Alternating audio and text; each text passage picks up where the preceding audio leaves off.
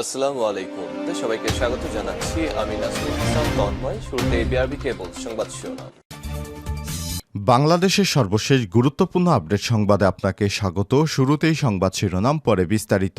শুরুতেই জানিয়ে দিব, সাবেক আইজিপি শহীদুল হক এবং আব্দুল্লাল মামুন গ্রেপ্তার। পুলিশের সাবেক আইজিপি একেএম শহীদুল হক এবং চৌধুরী আব্দুল্লাল মামুনকে গ্রেপ্তার করেছে আইনশৃঙ্খলা রক্ষাকারী বাহিনী। গতরাতে তাদের অভিযান চালিয়ে গ্রেপ্তার করা হয়। এরপর জানিয়ে দিব, অন্তর্বর্তীকালীন সরকার আর কতদিন থাকা উচিত, মতামত দিলেন সম্পাদকেরা। এদিকে ডায়মন্ড ওয়ার্ল্ডের দিলীপ আগারওয়াল গ্রেপ্তার। শেখ হাসিনা সরকারের আমলে বিশিষ্ট ব্যবসায়ী কর ফাঁকি দিয়েছেন এবং মানুষের কাছে অবৈধভাবে ডায়মন্ডের নামে কাঁচের খণ্ড বিক্রি করে ধরা পড়েছেন আন্ডারওয়ার্ল্ডের দিলীপ আগারওয়ালা। গতরাতে র্যাবের হাতে তিনি গ্রেপ্তার হয়েছেন। এবারে জানাবো, হাজী সেলিম হাসপাতালে ভর্তি। ঢাকা ৭ আসনের আওয়ামী লীগের সাবেক সংসদ সদস্য হাজী মোহাম্মদ সেলিম রিমান্ডে থাকা অবস্থায় অসুস্থ হয়ে পড়লে চিকিৎসার জন্য তাকে ঢাকা মেডিকেল কলেজ হাসপাতাল ঢামেকে ভর্তি করা হয়েছে। এদিকে ভ্যানে লাশ তোলার ভাইরাল সেই ভিডিওতে আরও 2 পুলিশের পরিচয় শনাক্ত। সম্প্রতি সামাজিক যোগাযোগ মাধ্যমে একটি ভিডিও ভাইরাল হয়েছে। ভিডিওতে দেখা যায়, বৈষম্য বিরোধী ছাত্র আন্দোলনের সময় পুলিশের গুলিতে নিহত রাস্তায় পড়ে থাকা লাশ একটি ভ্যান গাড়িতে স্তূপ করছে পুলিশ এবং সেই ভ্যান গাড়ি সেই ছাত্রদের লাশসহ পুড়িয়ে দেয় পুলিশের সদস্যরা। সেখানে অনেক পুলিশ সদস্যদের দেখা যায়। এর মধ্যে আবার 2 জনের নতুন করে পরিচয় শনাক্ত হয়েছে। তারা হলেন আশুলিয়া থানার উপসহকারী পরিদর্শক এএসআই বিশ্বজিৎ রায় এবং কনস্টেবল মুকুল। এবং সর্বশেষ জানিয়ে দিব, মোহাম্মদপুর থানা ছাত্রলীগের সভাপতি রাসেল গ্রেপ্তার। রাজধানীর মোহাম্মদপুর থানা ছাত্রলীগের সভাপতি নাইমুল হাসান রাসেলকে গ্রেপ্তার করেছে পুলিশের elite force rapid action battalion RAB. গত রাত 10টার দিকে ঢাকার মোহাম্মদপুরে অভিযান চালিয়ে তাকে গ্রেপ্তার করা হয়। প্রিয় দর্শক, এতক্ষণ শুনছিলেন সংবাদ শিরোনাম, এবারে বিস্তারিত। তবে তার আগে বন্ধুরা, অনুরোধ থাকবে এই সংবাদটিতে একটি লাইক দিন। এই চ্যানেলে আপনি নতুন হয়ে থাকলে আমাদের সংবাদটি দেখতে দেখতে চ্যানেলটি সাবস্ক্রাইব করে রাখুন, যাতে করে বন্ধুরা আমাদের পরবর্তী লেটেস্ট আপডেট সংবাদগুলো সবার আগে আপনার কাছে পৌঁছে যায়। এবারে বিস্তারিত। সাবেক আইজিপি শহীদুল হক এবং আব্দুল্লাল মামুন গ্রেপ্তার। পুলিশের সাবেক আইজিপি একেএম শহীদুল্লাহ হক এবং চৌধুরী আব্দুল্লাল মামুনকে গ্রেপ্তার করেছে আইনশৃঙ্খলা রক্ষাকারী বাহিনী। মঙ্গলবার 3 সেপ্টেম্বর রাতে তাদের গ্রেপ্তার করা হয়। ঢাকা মহানগর পুলিশ ডিএমপির গোয়েন্দা শাখার ডিবির অতিরিক্ত পুলিশ কমিশনার রেজাউল করিম মল্লিক কালবেলাকে বিষয়টি নিশ্চিত করেছেন। তিনি বলেন, রাতে ঢাকা থেকে তাদের গ্রেপ্তার করা হয়েছে। বর্তমানে তাদের 2 জনকে ডিবি হেফাজতে রাখা হয়েছে। সাবেক এই 2 আইজিপির বিরুদ্ধে একাধিক মামলা রয়েছে, তবে কোন মামলায় তাদের গ্রেপ্তার করা হয়েছে সে বিষয়টি নিশ্চিত হওয়া যায়নি। একেএম শহীদুল হক 1984 সালে বাংলাদেশ সিভিল সার্জন পরীক্ষার মাধ্যমে 1986 সালে সহকারী পুলিশ সুপার হিসেবে বাংলাদেশ পুলিশ বাহিনীতে যোগদান করেন। শহীদুল হক পুলিশ সুপার হিসেবে চাঁদপুর, মৌলভীবাজার, চট্টগ্রাম, সিরাজগঞ্জ জেলায় দায়িত্ব পালন করেছেন। ডিআইজি হিসেবে পুলিশের হেডকোয়ার্টার্স রাজশাহী রেঞ্জ, চট্টগ্রাম রেঞ্জের কার্যকর দায়িত্ব পালন করেছেন। তিনি ঢাকা মেট্রোপলিটন পুলিশের একজন পুলিশ কমিশনার হিসেবে দায়িত্ব পালন করা ছাড়াও বাংলাদেশ পুলিশের বিভিন্ন গুরুত্বপূর্ণ পদে অধিষ্ঠিত ছিলেন। 2014 সালের শেষ দিন আইজিপির দায়িত্ব পান এবং 2018 সালের 31 জানুয়ারি অবসরে যান। তার বাড়ি শরীয়তপুরের নড়িয়া উপজেলার নরবালাখানা গ্রামে। তার ছোট ভাই ইসমাইল হক জেলা আওয়ামী লীগের যুগ্ম সাধারণ সম্পাদক এবং নড়িয়া উপজেলা পরিষদের চেয়ারম্যান ছিলেন। আরেক ভাই নুরুল হক ব্যাপারী নড়িয়া উপজেলা আওয়ামী লীগের সদস্য।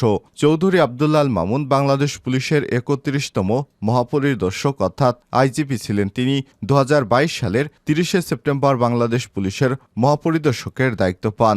এর আগে তিনি র্যাপিড অ্যাকশন ব্যাটালিয়ন র্যাবের মহাপরিচালক হিসেবে দায়িত্ব পালন করেছেন এবং পুলিশের অপরাধ তদন্ত বিভাগ সিআইডিরও প্রধান ছিলেন।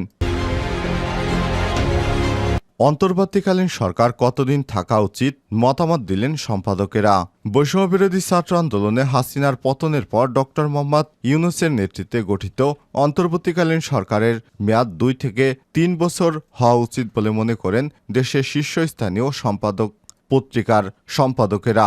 বুধবার 3 সেপ্টেম্বর রাষ্ট্রীয় অতিথি ভবন যমুনায় জাতীয় গণমাধ্যমগুলো ২০ জন সম্পাদকের সঙ্গে বৈঠক করেছেন প্রধান উপদেষ্টা ডক্টর মোহাম্মদ ইউনূস। এই বৈঠকে অংশ নিয়ে সম্পাদকেরা এই মত দেন। মতবিনিময় সভায় ডেইলি স্টার সম্পাদক মাহফুজ আনাম, প্রথম আলো সম্পাদক মতিউর রহমান, আমাদের সময় সম্পাদক আবুল মোমেন, নিউ এস সম্পাদক নুরুল কবির, যুগান্তরের সম্পাদক সাইফুল আলম, কালের কণ্ঠের সম্পাদক হাসান নাফিস, বিজনেস স্ট্যান্ডের সম্পাদক ইনাম আহমেদ, সংবাদ সম্পাদক আলতামাস কবির আজাদি, পূর্বক্ষণের সম্পাদক ডক্টর মা রমিজউদ্দিন চৌধুরী, ইত্তেফাকের সম্পাদক তাসমিমা হোসেন, বণিকবার্তার সম্পাদক দেওয়ান হানিফ মাহমুদ, ইনকিলাবের সম্পাদক এম বাহাউদ্দিন, বাংলাদেশ সংবাদ সংস্থার প্রধান মাহবুব মোর্শেদ, ফাইন্যান্সিয়াল এক্সপ্রেস সম্পাদক শামসুল হক জাহিদ, করতোয়া সম্পাদক মোজাম্মেল হক, কালবেলার সম্পাদক সন্তোষ শর্মা, দেশ এবং রূপান্তরের সম্পাদক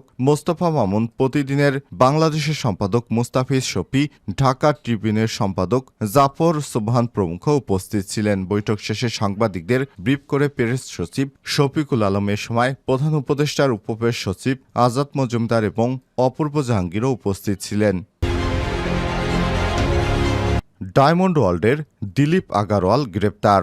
ডায়মন্ড ওয়ার্ল্ডের ব্যবস্থাপনা পরিচালক দিলীপ কুমার আগরওয়ালকে গ্রেপ্তার করেছে পুলিশের elite force rapid action battalion RAB. মঙ্গলবার ৩ সেপ্টেম্বর মধ্যরাতে র্যাবের লিগ্যাল অ্যান্ড মিডিয়া উইংয়ের এক বার্তায় বিষয়টি নিশ্চিত করা হয়েছে। এর আগে মঙ্গলবার রাতে রাজধানীর গুলশানে ডায়মন্ড ওয়ার্ল্ড এর কার্যালয়ে অভিযান চালায় র্যাব। পরে সেখান থেকে আগরওয়ালকে গ্রেপ্তার করে সংস্থাটি। তারও আগে সোনা এবং হীরা চোরাচালানের অভিযোগে ডায়মন্ড ওয়ার্ল্ড এবং এর স্বার্থ সংশ্লিষ্ট ব্যক্তিদের বিরুদ্ধে তদন্ত শুরু করে পুলিশের অপরাধ তদন্ত বিভাগ সিআইডি ফাইন্যান্সিয়াল ক্রাইম ইউনিট। মঙ্গলবার সিআইডির অতিরিক্ত পুলিশ সুপার আজাদ রহমান জানান, ডায়মন্ড ওয়ার্ল্ডের ব্যবস্থাপনা পরিচালক দিলীপ কুমার আগরওয়ালের বিরুদ্ধে বিদেশ থেকে চোরাচালানের মাধ্যমে সোনা ও হীরা আমদানি নামে বিদেশে অর্থ পাচার, প্রতারণা এবং জালিয়াতির অভিযোগ রয়েছে। এছাড়াও বিভিন্ন জেলায় নামমাত্র শোরুমের মাধ্যমে প্রকৃত ডায়মন্ডের বদলে উন্নত মানের কাচের টুকরো বিক্রি করতেন তিনি। এই কর্মকর্তা আরও জানান,